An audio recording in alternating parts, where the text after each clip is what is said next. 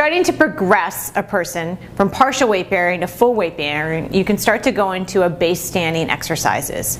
So we're using the standing platform here, and you can see Jeff here is lunging. You can start with a simple lunge, progressing to different arm reaches from the knee to the shoulder to up overhead, changing the lever and the dynamic.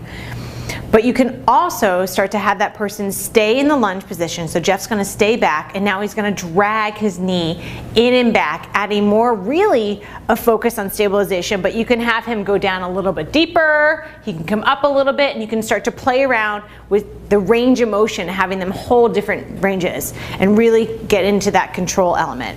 So coming all the way up, he'll always place his feet onto the standing platform, then turn, and we're going to go into side lunges. So you can start with the traditional side lunge where the leg on the standing platform, that knee is going to bend. So you can start there. Again, adding in reaches as you feel comfortable or the patient feels comfortable with the movement. Then you can start to add another layer of control. So rather than the knee on the standing platform bending, the knee on the glide board will bend. And I'll stay here, especially as a therapist, and guide the glide board, making sure that it's not going to come out from underneath them. And then slowly come back in.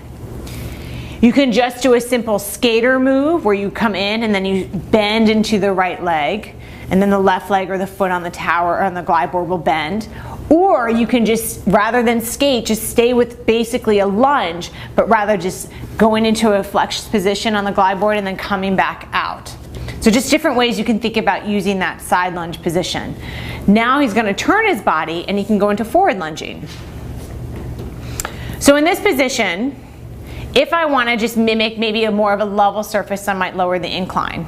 Now remember, with all the lunges, the higher you go, the board's going to get heavier and maybe give a little bit more feedback into the system, and it becomes more strength focused. The lower the incline level goes, the exercise transitions to more of stabilization. So if I want to even out the level and make the surface as level as possible but still have resistance, remember you can add plate weights to the glide board. So moving forward, if I want to have the surface uneven, like for some of my hikers, and I'm trying to get them to feel like they're climbing up, then bring the incline level up, and oftentimes I'll have them stand back into the standing platform, and they might keep the board closed and then just start with a simple lunging but keeping the board closed. In and of itself, resisting wanting the board to move is still also a requirement for control. And then from there you can go more into a lunging where you add the element of the board moving. So moving away from lunging, we're going to go more into eccentric control of the hamstrings. So I'm going to come back and take off the standing platform. This is one of my favorite exercises because it is hard to get those hamstrings to fire eccentrically, and we know that's a lot how they work in everyday life.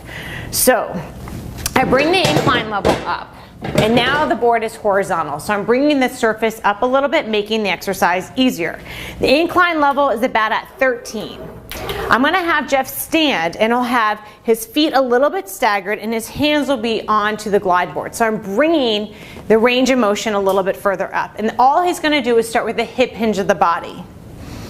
I'll document my incline level, and then I'll also do two different tweaks. One, I can either change the incline, or I can keep this here and I can start to progress by lowering the glide board. And now I'm encouraging him to go further and further into the range of motion.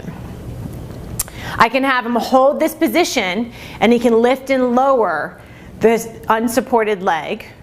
So it's almost like a warrior 3 in yoga. Now another way you can change this exercise is I'm going to have him turn around. I'm going to bring the board down, but the incline will be up, and I'm going to have him bring his leg back, straight back into an extended position. So now he'll straighten out this leg and he'll go more into hip extension. The board will be at the bottom, and then now I can help guide his pelvis, and he's going to stay straight with the left leg, the knee will be straight, and he's going to go hinging forward with the body, and then he's going to come back up.